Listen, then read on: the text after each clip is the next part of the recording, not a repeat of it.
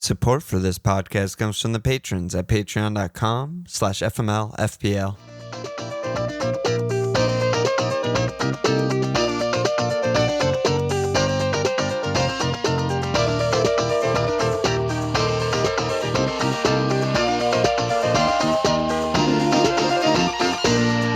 Okay! Welcome to FMLFPL Milan.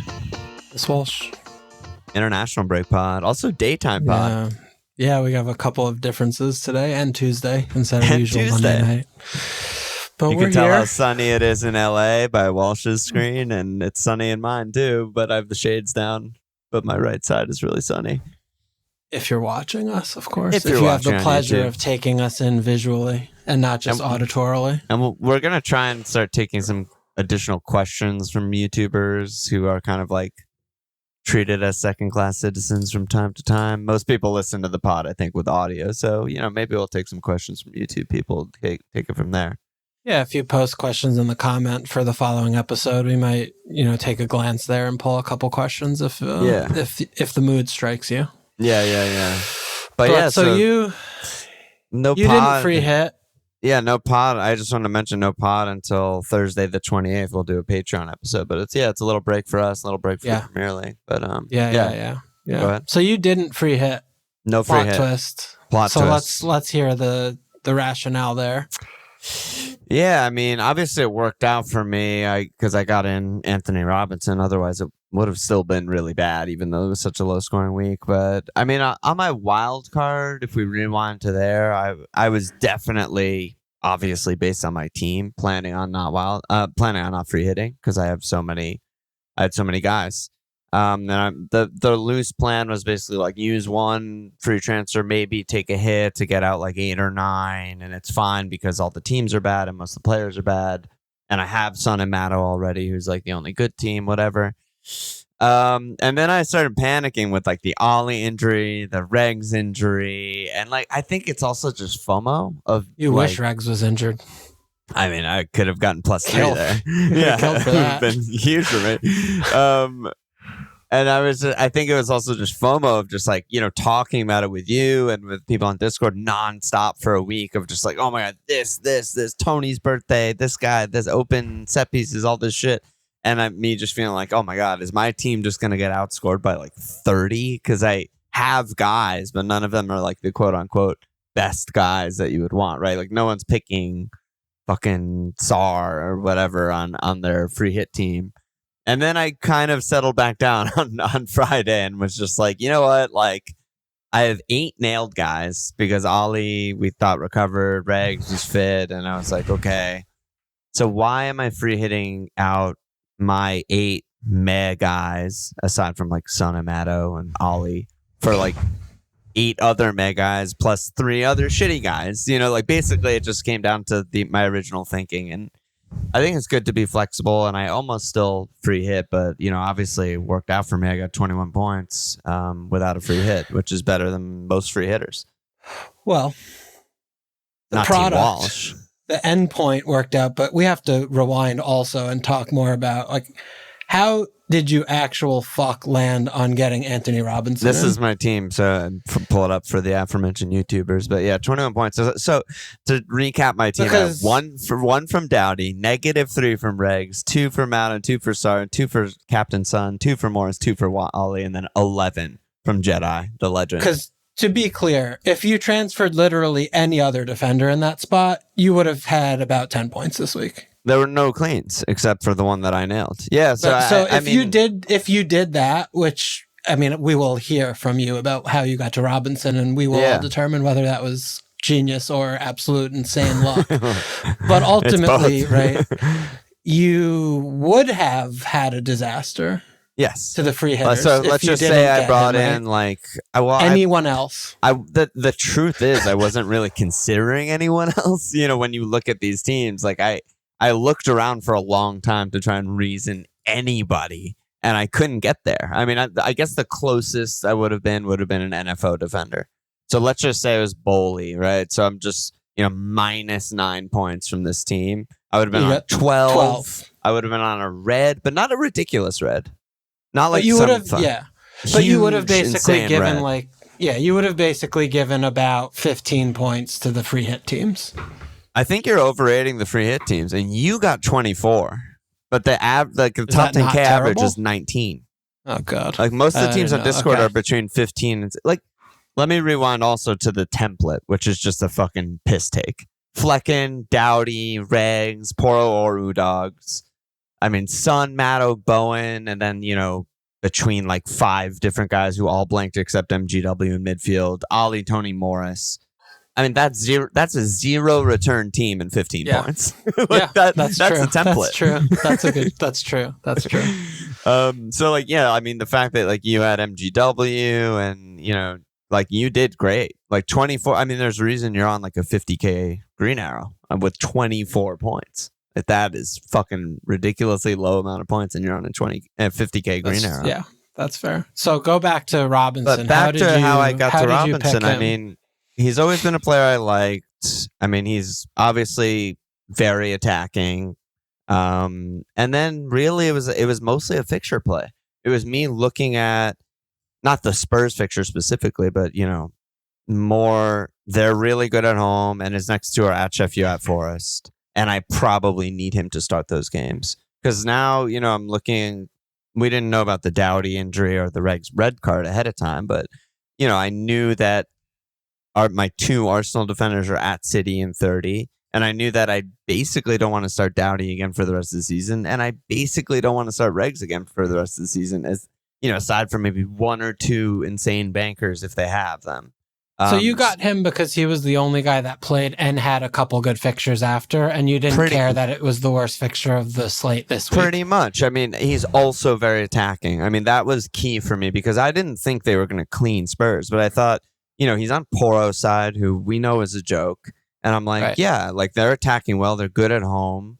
And he could get an assist, right? Like even if Spurs win 3-1 or 3-2, which was kind of expected, I'm like, he could come away with 5 points, 6 points, maybe get a bone, something. And that was fine. Obviously, the clean is a little lucky. They had to like miss big chances for the clean to come in.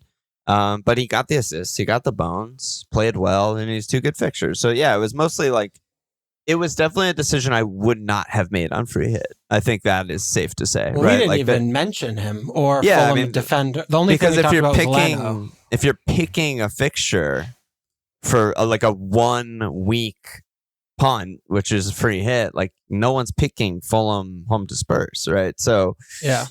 I had Leno on my bench like an idiot. God damn it. Dude, we gotta stop with the bench points though. Bench points.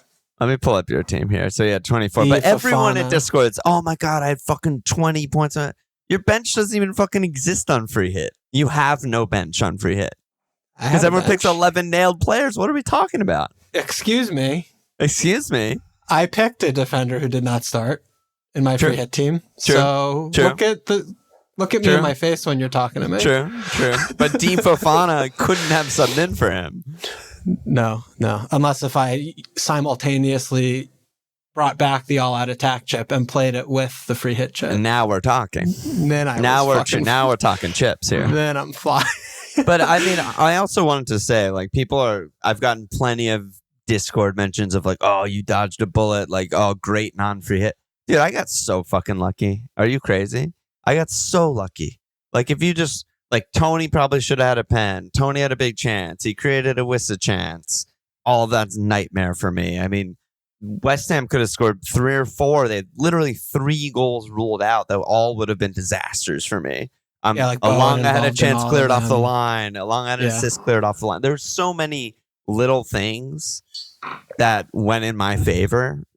Like, just late clean sheet wipes and just all this kind of shit. Zaniolo goal is fucking huge for me. But is what it is. I got lucky and I went up a lot. Yeah. And I mean, I on the other hand didn't get lucky and still went up a lot. I still feel like I did a good job and I'm happy with it. I mean, the couple takeaways I had, which didn't really sit until the morning or maybe the evening of the game week, where literally my entire 11 were away. And I was looking at that. I was Not like, great, this Bob. doesn't seem great. Because we talked so much about the diversifying of eggs. And I did and didn't because I had four different defensive team representations from my goalkeeper and my 3 defenders. Right. But I also had all my teams from 4 teams, my whole team from 4 teams. So I had triple or double, of those 4 teams. I had triple Spurs, triple Brentham, triple NFO, and double Villa. Yeah. I still feel like I did the thing, though. I mean, ultimately, the regs red card, which we will, I'm sure, talk more. Like, that was the beginning of the end for me, and it didn't take long because it was beautiful. I look at that shit on a single-digit minute where it's just like, oh, they're playing with 10 men, and I have my captain and my other 2 my attackers there. Like, and you still got unlucky to not get points, which is actually unbelievable. Yeah, sure. I mean, that's very fair, and that's very on the cards there. I mean, Tony just keeps getting away with it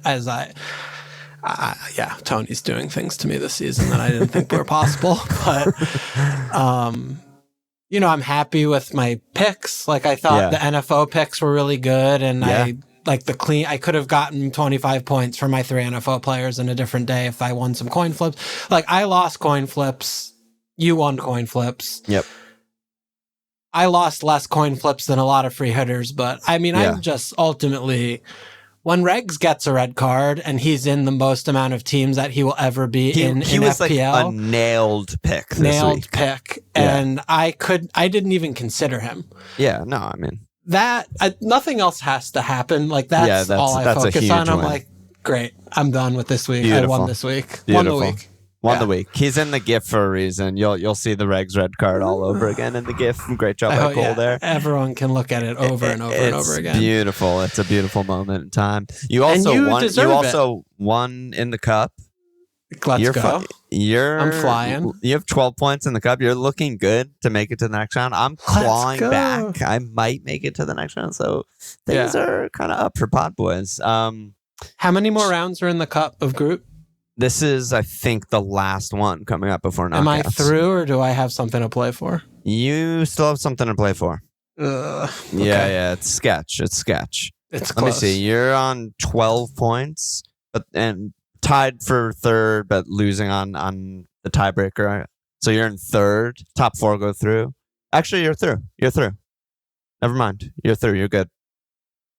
Cash it. Take as many hits as imaginable this week, and you're fine. This Walshampton town. Meanwhile, I'm tied with fucking Sam Walters and Alexis on 9 points, all tied for 4th. I have the most points. Okay. So a lot of action. Very dicey for me. Yeah. Let me shout out the March Mug leaders so far: Ali Ross, aka Huang Banging, Timmy Cal, aka AFC Hung Daddy, and Peter Chandler, aka Happy Holobos, which. Just Holobos. Yeah, that's a good one. Next game week is our last March one, right? Yeah, it's April. In like 2 weeks or whatever. And then shout out to the leader of the midweek immediately after the break. There's one day off. We needed more games. We need 2 weeks off so we can have a pile up as soon as we get back and everyone get injured again. And then shout out to the leader of the Public League, Jack Bones, aka Peace and Love, 59th overall. His name of his team is Peace and Love? Peace and Love, dude. Have you seen the sunglasses? Well, we've all seen the sunglasses. That team name, he's not winning any ties in the cup, I'll tell you that. That's a fact. That's a literal fact. He got 15 points this week. And he's 59th in the fucking world. 15 teens? Yeah. It's not a lot of points. That's common. He must have had, he of course had regs. Of course he had regs. Regs. He had an all-time classic. I mean, this is so many teams. There's actual 0 returners and regs. He had 10 guys, because he had Dom. Hey. Red cards are returns. Yeah, it's interesting if you think about it. Red cards, I could see it.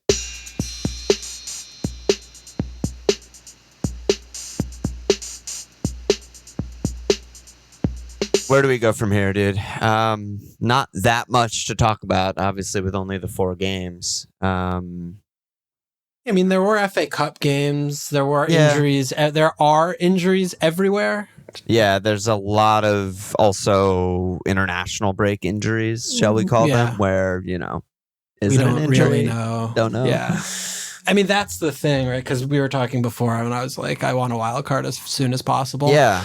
But probably not now because like this is mainly the hugest thing is we don't and we won't really know which of these players is actual factual hurt and which of them is just the diddling to not Counterpoint though is the fucking pile up. Like if you're not gonna wild card now and you would instead rather wild card in 31, you have 1 day off. I only need 1 day, baby. Okay. I'll machine it out. Honestly, 1 day might be a blessing in disguise. You're just like this is the team and I'm sticking with it. My sleep's going to be better because I won't be thinking about it before bed when my head's on the pillow maybe for that we'll much. We'll probably end up podding that Sunday night and then Monday off and then there's matches on Tuesday. And so you think you'll wild card for 31 then? That's what I'm planning, yeah. And, I'm also planning on actually getting a good squad. Like, I want to have a decent bench where it's not just like Branth and Chukwuemeka, where I have some versatility and flexibility there, because I imagine there are going to be more injuries, so many games, double game weeks. Like I want to have good players soon. I want to just have good players up and down, so I don't feel forced into hitting and shit like that because my 4 bench players are worthless. So. I think we're gonna look back on this season, like in the postmortem, and just be like, this was the season where you actually would have benefited hugely if you spent more on the bench, because of the amount of injuries and red cards and yellow card suspensions, it's just been insane. I feel like half my free transfers, maybe that's way too much, maybe that's too little, are just like on red flag guys. I'm just like, this guy's hurt. Another guy's hurt. Gotta get rid of him. And it's just like you're in a position where like a lot of the teams that did really well, obviously the teams that do well never really take that many hits because their team's good. They don't need to take hits. But even more so this year, it was just like they just had so-and-so who kept getting points and everyone else was using transfers on injured guys. Right. And they just ended up keeping that guy who ended up keep getting them points, It's just like that kind of thing. And I mean, more specifically to that is the 5th mid spot, right? That's the key. That's the key spot because, we didn't really see too much 3-5-2ing this year in general in the game, but the 5th mid being someone like, I know no one has Rice, but someone like Rice, who's 5'5". Doug Luiz. Doug Luiz, sure. Yeah. I mean, that like away home split thing is quite a thing.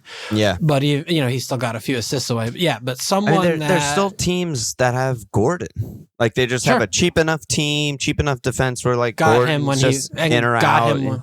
He was 5'5" for half the, or not half, but for a while. Yeah, like there are a lot of teams that have benefited from that, and we all kind of knew going into the season, wow, everyone's so cheap. You're like, wow, you could get all these guys, but like, a lot of teams, us included, have just had to take hits because we just. I mean, you've had Chukwuemeka red flag for like 20 game weeks. I feel like so.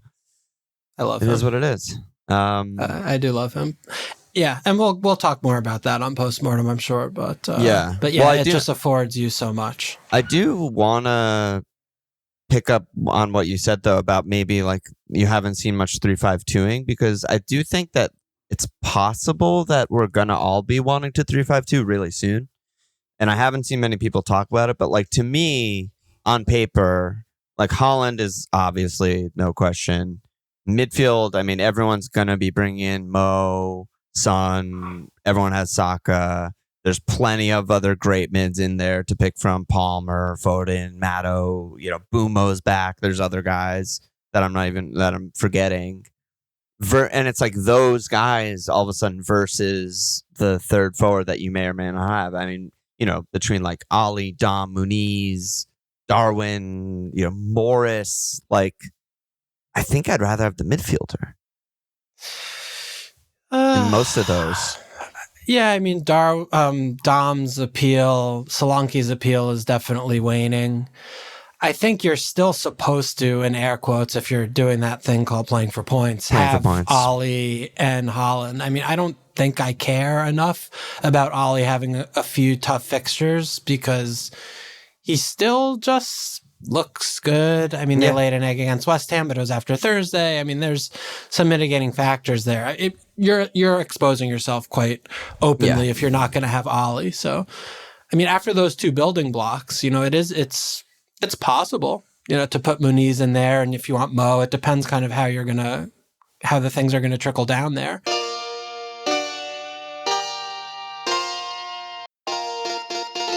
Kind of weird with Ollie's fixtures, right? I mean, he has literally interchanging great fixture and bad fixture. He's home Wolves, at City, ideally you bench him.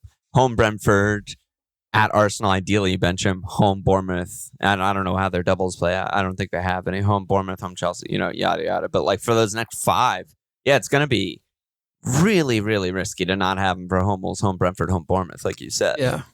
I mean, ideally, maybe you just, if you're wild carding now or whatever, you can bench him. Yeah, whoever I think your fifth mid is good enough to bench him, sure. Fifth mid or even third forward if you are in a 3-5-2, right? Sure. Like if it's a Muniz or something like that, or who's maybe it lines up. I don't know how their fixtures line up. Yeah, I mean that could be good. But I think the available forwards in the game who look like good picks right now are, there's not more than 6. Yeah. You probably put Darwin in there. Yeah. Isak's maybe shout worthy. Yeah. So there just aren't that. I mean, I guess Hodgland's could be shout worthy. Yeah, he's back. Yeah. I still think Tony's gonna get points. I mean, they're getting more fit and they actually have a really, really good fixture run till the end of the season. He absolutely will. Yeah. So I still like him. But I mean, other than that, though, is probably not anything anyone else. Muniz, and Dean Naylor said, is Muniz actually a pick now? He's been stamped with the Inform brand. I think his expiration date is until April 20th at Liverpool. Would you take him over Dom, over Tony, over Ollie for the price, etc.? And this guy is fucking legit. I mean, listen, he's not... I don't think he's going to keep this up. All of a sudden, he's not just like Harry Kane and he's going to score 30 goals next season. But like right now, he's on fucking fire. He's getting a million shots, big chances, finishing them. Fulham look good. He looks good. Yeah, he's in the mix, right? I mentioned the Anthony Robinson fixtures, same fixtures, right? He's at Sheffield at Forest next to home Newcastle. 3 bangers for a forward. Yeah, I'm... Yes, and also he certainly has some dings. Like Jim being back isn't nothing, right? Yeah. Him suddenly being benched or getting subbed early, and he got hurt. Jim was fine, but I mean Jim was also playing incredibly before he got hurt. It was a small window of time, but we can't be remiss and forget that too quickly. Yeah, and they are quite different away than home, and they do have 3 aways in the next 4. And then their homes, they have Liverpool, City down the line. I mean, I'm just saying, like, how do you put him in your team, or what does your team look like? I mean, if he is an enabler to be able to keep Saka and get Mo and Holland, and you're going to go 3-4-3, that could be fine. And that's kind of what I was thinking. He's an enabler. Maybe you bench Ollie in those tough games. He comes in, or bench, one of your mids. I don't know who your mids are, like, and start him in those games. Spot start to get what I think will be the template for game week 30 and 31 and beyond, which will be Holland, Mo, Son, Saka, and other, some other decently expensive guys in there, Ollie, and all of a sudden, like, you need money, you need enablers. Yeah. Yeah. And I mean, if you're looking at that price breakdown, you might kind of be forced to, and in which case, you're not going to have to get a ton from your 4-6 starter to hopefully make up for having all of the other premium guys. Sure. So definitely an interesting one. But yeah, I agree with you more broadly though of the 3-5-2 potentially being decent, depending on who you want to expose yourself to. I mean, especially if you're willing to go without Ollie, then I think the 3-5-2 looks a little bit more interesting to me. Right. Because I think Darwin is pretty important for the run-in. I'm very interested. Yeah. Yeah. Very interested. I mean, they have so many injuries all the time. It's like kind of comical at this point. It just feels like Liverpool's goal scoring prowess and possibilities in a very easy run-in without anything else really too stressful to play for, like Champions League, is just too high. When are the Europa games? I don't actually know what fixtures they surround, but it's So they have the away Man United game, then they have the first leg of Europa, and then and then it's the next week. So then it's Palace, and then second leg of Europa. So yeah, I mean, should be I just able think to. they're going to score the most goals in the league till the end of the season by some margin. That's chalky, I think. Right? Yeah, I feel like you want to have as many tickets in there as you can, especially when they're also in isolation good picks. Mo and Darwin. Yeah, let's talk about Mo, because that's the big one, I think, for Game Week 30. They have home Brighton. He's a captain shout, and then they're home Sheffield in 31. So Harley Boy said Mo is back. For those of us without wildcard left to fit him in and aren't wanting to take hits to do major surgery, which one of the following so-called essential assets can be sacrificed to make way? Saka, Ali, Son. Platy asks, is Son worth keeping on wildcard with Rich back? Talking about all the other picks. And then X50 said, is Mo or Son a more urgent buy for Game Week 30, or should we be taking hits to get both? Yeah. I mean, I think it's clearly Ali by a lot if you're stacking him next to Saka and Son. Yeah. I don't think it's particularly close. And I think it's clearly Mo too. Like, people making, like, do I go for Mo or do I go for Son? Like, for me, it's a Mo by a landslide. Like, I don't even know what we're talking about. Like, the fact that we're getting these questions, I'm like, wow, he's actually still underrated. Like, what does he have to do? He returns every fucking game for a year and a half. Well, I don't know how much it is that he's underrated and people just realizing how much more difficult it is to find $4 million for a player than true. Son or whatever. They're probably playing with their team. They're like, I'll just get Son. Yeah. Like, maybe they'll say that it's fine, and then I can tell myself it's fine, and then this is fine dog appears when Mo's getting 17 and 20s. Not fine. I mean, not fine. I've been saying it for a very long time. Pre-game week 1, he's in my team for a reason. He's 250 points every fucking year. I mean, that's just his average.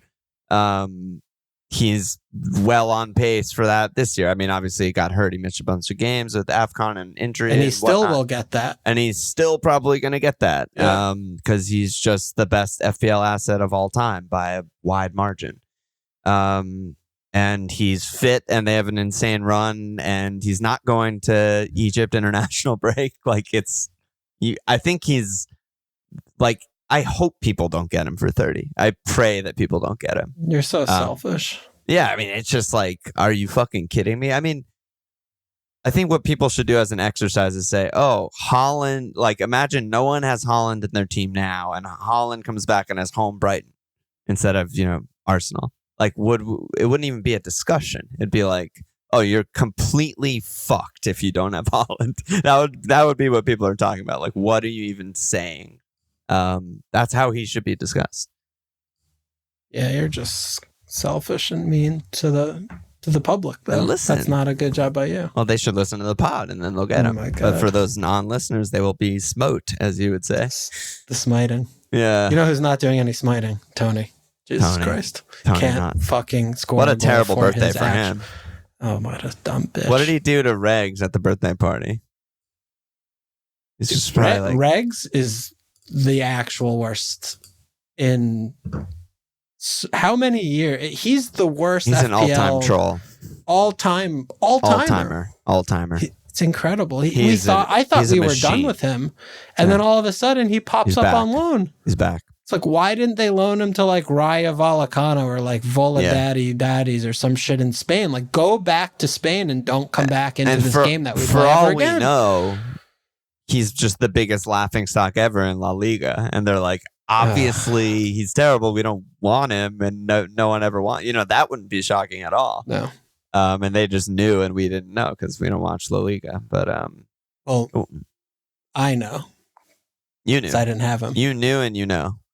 And I didn't know and now I know. And a lot of people fucked around and found out. Who are you capping in 30? I mean, Jitterbug, I know it's 2 weeks away, but Jitterbug said, do you agree that Mo and Son is probably the chalk cap for 30, but actually Palmer's the best cap? Palmer? Oh, Burnley. Palmer's home Burnley. Mo's home Brighton. Lutonites. And Son is home Luton. Well, I'm not going to have Mo, so I won't be capping him. Unless you wildcard. I mean, things could certainly happen between today and in 2 weeks that will cause me to wild card. The more reason why I wouldn't wild card is my team is just kind of fine after the game week, and it's really just Mo, who I don't have, which I'm not too arsed by for one game. I think you should be, but it's fine. I think, well, just some, he's not going to be it's one game. Yeah, it's every one game. team, and it's one game, and it's a break, and blah, blah, blah. Yeah. I think this is a classic case, I think, of the fixture versus the player, because Mo has a good fixture, but it's significantly worse than Son and Palmer. Significantly. Brighton have played us well. Like De Zerbi, Brighton has played well in every matchup against Klopp Liverpool. Yeah. I mean, I have it on Son, and I have Palmer Vice right now. That I just did it when I looked at my team the other day, just from like my first thought. I prefer home Burnley than home Luton as an attacking fixture. But my issue with Palmer still remains, as my issue is with Chelsea. They could just lose that game. Like, they could lose any game, and I'm never going to be surprised, ever. Yep. And Spurs, Luton... They're so inconsistent, Chelsea. Yeah, Chelsea are so inconsistent. And, I mean, this is kind of a joke saying this after they just lost 3-0, even though they should have scored some goals in that game, to be fair. They should score at least 4. Who? Oh, Spurs, you're saying. Spurs, yeah. Yeah, for me, the only question with the Spurs fixture, and it honestly might not even matter. Sometimes I think I make too big a deal of this than it actually is like, are Luton going to continue playing like complete suicidal, nuts, most open team in the league football? If they are, I mean, Spurs could score 7, and it doesn't really feel like a stretch. And that could be any number of goals scored. I wonder what the betting line is, because if it's less than like 4, they have no idea what they're doing. Yeah, I've had it on Sun now too. I mean, I haven't made my transfer yet to bring in Mo, so that might change things a little bit. But I also have it on Sun for now. I am a little bit Rich worried. If it's just Rich back to striker. I mean, BJ missed a fucking sitter. Timo missed a fucking sitter. I mean, these guys are not doing everything in their power to say, we're only good off the bench for the last 20 minutes. Don't start us. But even still, even if he's at left wing, it should be so open that playing on the break, that kind of, we've seen it so many times with Spurs. They scored 2 goals in the last 5 minutes of the game. Like, that is very on in this game. Yeah. I'm also leaning Son. And Palmer still just his role, how many opportunities does he get each game? It's just limited. Because he does float and he does play on the wing for a lot of the time. And, he cuts inside a couple times, but they're generally, these, whether they get a couple counterattacks that like N. Jackson doesn't fuck up and they actually get in for a shot attempt. Right. I mean, he's banging these goals from like outside the box, megging the defender and then coming near post type things where it's like, how sustainable is this? And, to me, it's just the answer is not very. I just don't really view him too captainable when there are other good options. I agree. Look, if Son had a bad fixture, I would cap Palmer. Yeah. But we're both kind of agreeing that Palmer, while being arguably the best pick in the game because he's so fucking cheap, also might not be a captain. Like, those two things can exist simultaneously. Yeah. But listen, Mo is a fucking great cap. And any week that Mo is under 90% owned and has a good home fixture, I'm interested. Sure. But of course. We'll see 2 weeks from now if I go there or not. Yeah. I mean, I'm honestly, now I'm sitting here with, a season of like, there's only going to be 2 big double game weeks, I think, and I have 3 chips. And I'm like looking at this week, I'm like, is this a potential free hit week? Get rid of my Arsenal guys, like get triple Chelsea, which I would never get like 3 Spurs attackers, like shit like that. I don't know. It's not that crazy, I don't think. No, it's not. You have to pick your spot. I mean, because I think the fallback is game week 38 when you can kind of really isolate which fixtures are going to be playing which B matter teams and stuff. Which I think is very reasonable and something you should spend more time thinking about. And you look at the teams that may have something to play for in game week 38, or Arsenal at home, Everton, Spurs are at Sheffield. Liverpool's home Wolves, City's home West Ham. Like there's a lot of, if there's still a title race, if there's still a top 4 race, Villa are at Palace, which may or may not be that good. Yeah, there's a lot of shit there. There's a lot of shit to look at. And it might not make sense because your team's going to have mostly players from those teams anyway. So right. Yeah, I need to look more closely. Yeah, you got to look more. But I mean, if you determine like 38's not going to be the play, then after a really long international break, when you might have, 1 or 2 injury concern question marks that you could get out of, and avoiding and late the Arsenal, South Americans returning or whatever. You can dodge them. You can avoid City Arsenal picks this week. And that could be a thing. Could be okay. Yeah. But it's also too with Mo Cap, just to go back to that for a quick minute, is like you said, home Brighton were conditioned to be or think that is a really good attacking fixture, and it's kind of just not. I mean, they've been, they're not at the level of Burnley, Luton, Sheffield. No. I mean, it is if you're comparing it to mid-table teams, but I mean, it's not at the level. So that I think also is important to me when I'm looking at these picks for captain, right? Yeah, it's deceptive to just, I think it's not deceptive, it's just easy, that to group them all similarly, right? Yeah. They play he's open home Brighton, and he's home Burnley, he's home Luton, who do I cap? But like, one of those is not like the others. No. Yeah. What's fucking ridiculous with these point deductions and shit is that like Burnley's kind of alive and they're the biggest joke ever. Yeah. I mean, the point deductions I don't want to spend time on, but no. Brighton also, though, their defense has been fucking really good. Fine. They're playing differently, Yeah. I mean, they're not getting battered. They're not in these like really high scoring routinely. Like they happen, but it's not like watching them to me over the last few months. I'm not just feeling like, they're just going to be in cricket score games all the time. Like they kind of kill games. They've had an insane run though. I mean, they've played Spurs twice in this run and conceded 2 goals each game. But the other games in their last 10 are NFO, Fulham, Everton, Sheffield, Palace, Luton, Wolves, West Ham, Palace. So like they almost haven't had the opportunity to concede a lot of goals. So I wonder if that's also just a factor. But they're also weird with Europe, right? Like sometimes they just look really leggy and defensive, and But I just see them as like, they'll probably let up 2, not like they could get whacked. Yeah. Like I don't expect. Excuse me. You all right? Big cough session. Sometimes the water goes down the wrong throat hole. My God, I hate that shit. Yeah, it happens. It happens to the best and worst of us. Yeah, no, I'm with you on the fixture there. Any other matches you want to talk about? I mean, it was obviously short, weird game week. I mean, I don't know. It's tough because there are like more specific, like, did we learn anything from free hit, the chip itself? Do we learn anything from when we have these... it seems like every other year-ish, there's the blank game week where it is this bad when the games are this from the teams that are this bad because they're the ones that all got knocked out of the other things and shit. So, like, I still think from the playing FPL standpoint, like, this is the correct time to use this free hit chip. I agree. Like, when this arises, this is when you should use it. Like, the thing that... Yeah, as you mentioned accurately, I think we talked a lot about diversifying your team. I mean, this might have been on the Patreon episode. I don't remember if it was on Monday or Thursday, and like no one listened. If anyone kind of diversified, because all we were trying to do is find one clean, right? Find one pen, find one clean.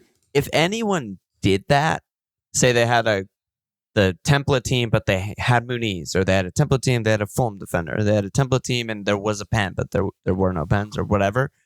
They flew, right? Like if it was your team or in some 18-point team plus 10, they fucking flew. They had a massive Well, for me, week. it would have even been if NFO just 1-0. Like, but the thing that with this week that was unique is Fulham... Outside of Muniz, which you could like having a Fulham defender, and we talked about Leno a little bit with like just looking for saves. But having a Fulham defender was and is insane. Like for these 4 games, like I don't think I saw one, in anywhere, and I would have probably put them next to Burnley, as second worst option, and they happened to, be the only clean, concede a lot of chances and keep the clean, and be the only team that kept the clean, right? Yeah.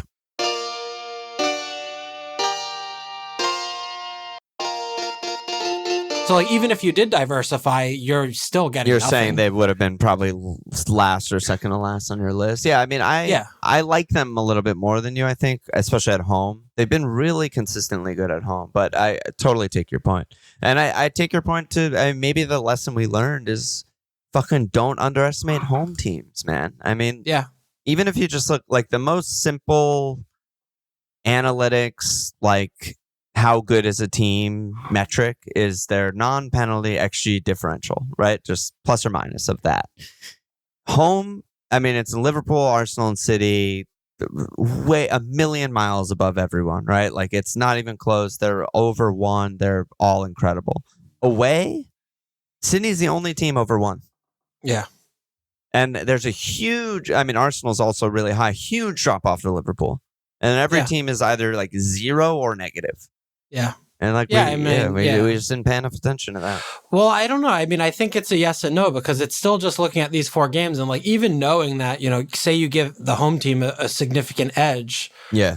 The only the Burnham-Burnley game almost didn't happen because of the red cards, which is misleading. Yeah. But Di Fofana was a pick. We still like Di Fofana, right? Even 11 first on 11. My bench, baby. I mean, he could have haddied, and that's I don't say that lightly. Like he missed a fucking insane sitter, and he didn't took the ball off of Flecken, and just had an open net and slipped. He scored a goal, didn't take the pen. It's like pretty unlucky there. Yeah, but like the only game where it was, to me, like would have been really if you buy West Ham players to subscribe to that, Yeah. On these 4 games, because like Fulham and Spurs are just still too mismatched, like quality wise, for me to be like, the home's going to give them enough of an edge where it's like, I think it's a 55-45. Like, let me just pick the home team no matter which side I think that if it's the 45 or not. But like Luton, I was like, they're fucked after all these games they just played and the way they just looked against Bournemouth. Like, I don't see this as, I don't care where they're playing. Like, I just don't like them. And like Burnley are fucked every game. So if they played against 11 players for the whole game, like they probably would have just lost like we expected. Yeah. So it's hard still. It's hard. It's hard. I still think like I obviously got the lucky haul. I think Muniz was the one who got away from a lot of free hitters. Yeah, I agree with that. Fulham defense, I agree with you. Put that aside. Would have been pretty crazy out of your keeper and 3 defenders to put Fulham as one of the 4 best if you're on free hit. Yeah. But we know Spurs are completely wide open, and we know Fulham are good at home. And they had no Van de Ven. Like, that was all fact. And... listen, he fucking was great again. He's been great every game. And it's, to me though, I still feel like that's the case. And also Tony and Wissa down to 10 men for literally the whole game should have both returned. So if that game was 11v11, I don't know what could have been. So I'm still looking at that as like, I'm still happy with my choices. Totally. Yeah. And the Chris Wood thing is so annoying, right? We didn't get the leaks that we wanted. I think if we got a leak, say 30 minutes before the deadline, that Taiwo's out for the fucking season and not in the squad and Wood is starting, I think a lot of people would have gone there. Just been like, listen, it's Luton. And he only had the one shot, but he fucking scored, Yeah, I don't know if that would have moved the needle enough. I think it would have. But anyway, that's basically... Oh, we got one lifestyle question from Adnan. He said, lifestyle question, having the flu, need help passing the time. What are your favorite TV shows? This is too much for me. This is overwhelming. And for both of us, it's Sopranos. What's your I think it's talking about all-timer. But for both of us, Sopranos is very high on the list. By a lot is number 1. Yeah. Not close. And rewatchability is super high, and it's long. I mean, there's no chance your flu outlives the Sopranos. No, you'd have to literally not sleep. Yeah. For you to outpace your flu and yourself to outpace. So that's easy. But it's just hard to, in a vacuum, knowing nothing, because we most need like of these what do you shows like? everyone's seen. Also, it's like right, because they're the best for a reason, and most people have seen them. But, what do you like is an essential question there to help guide us. So respond on Discord with that. Well, I've been fucking hammering this home over the last year or two. Boardwalk Empire is an unbelievable show that not enough I haven't people really have given seen. it a shot. It's absolutely Is that an incredible show. No, that's not the one I'm thinking. There's like 2 shows that came out at a similar time. But Peaky Blinders, is that similar at all? Not good. No, Peaky Blinders is absolute dog shit. But are they trash. about the prohibition or something? Like I don't know anything about either show. They they're- just kind of look similar. Yeah, they're aesthetically. I mean, they are that's similar what I mean. time periods. Okay. But one is in a country that didn't have prohibition, which is in England, and one is in a country that did, which is ours. News to me. Didn't know it's in England at all. In Atlantic City. Yeah, that Peaky Blinders takes place in Birmingham, where Jack the Oh Lad my God, and Jack the Lad. Chavs, where Chavs grow up, Jack Oh my Grealish, God, etc. let's fucking go. But and then Boardwalk Empires takes place in Atlantic City in that area. But Okay. so I would definitely shout that, assuming that you hadn't seen it. Okay, Another nice. HBO show. And Nice one. It's also one that, unlike most shows, didn't go on for 35 seasons and then Way it was too terrible. long. Like, it Yeah. ended well and it finished up when it should have. And then I think, Succession's been the other big one lately for us, right? You and I also. Yeah, I fell off, not gonna lie. But the first Yeah. couple seasons, fucking incredible. And which the fall prey creators to the problem that I was just describing. Yes. Succession went on too long. Yeah. And my one other shout out is I know you're not a fan, but Peep Show is my favorite comedy of all time, and the creators of Succession also created Peep Show. Great guys. Yeah, I don't know. Peep Show. After I got the shtick and I watched like 10ish, I was like, okay, like I'm good. Yeah. Like For the me, different it's just scenarios or too funny. situations. Yeah, I don't know. It didn't keep me. I mean, Arrested Development, it's sort of like a similar kind of vibe, but I feel like Twin there's more Peaks storyline. also very high on my list. Twin Peaks is good. Yeah. Love it. Yeah, Anyway, there's a lot. There's a lot. There's a lot out there. All right, dude. Yeah, let's wrap it up, right? That's a pod. That's a pod. Anus Slap. We got Bjorn Karsten, new Patreon sign up. Yes, baby, get in there. And I'll see you in 10-ish days. Any last words? Or I'll see you tomorrow. Check us out at FMLFPL.com. Follow us on Twitter at FMLFPL. Support page.com/FMLFPL. Subscribe, rate, review, cheers.